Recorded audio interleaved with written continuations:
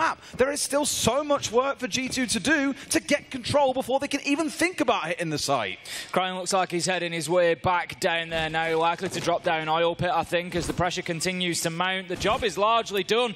He does indeed get himself back down there, ready to push into Blue Corridor and back onto site, but he's, I'm going to say, not quite ready to give up just yet, but at half health he doesn't fancy a challenge up onto the garage stairs, so he's going to just set himself back and he's going to give that map control over to G2 because it doesn't really matter too much at this point. 1 minute 10 left to go. The Roamers have done their job. They've got a kill. They've burnt 2 minutes. This is pretty good from Rogue. The 1-for-1 and 2 minutes burn, absolutely. I mean, again, think about last round when it was Rogue on the attack. With 2 minutes still remaining, Kanto was swinging that hammer away. Virtue has only just started opening up the verticals, so really, they've got half the time to pull off the same thing that Rogue did, and it came down to a pretty close scenario at the end. Sure, they were 3 versus 1, but that clock was looking low. G2 are going to have to force things here, and that, as I said earlier on, is when big mistakes start getting made. Doki just bringing out the nanobot boost there to try and get some life back in him. Citizen is ready for the challenge. Absolutely beautiful teamwork between Citizen and Virtue there. That's going to take Deepek down, and Rogue, they now feel like they're holding on, Des.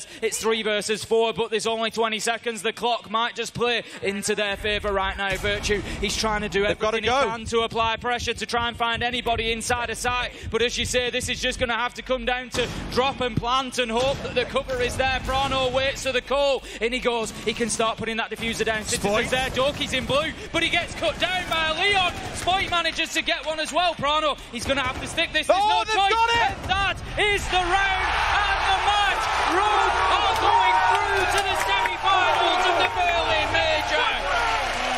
And so well-deserved, battling their way through Bank when G2 fought their way back in, stepping into Clubhouse and working some magic. These boys have worked so hard for this.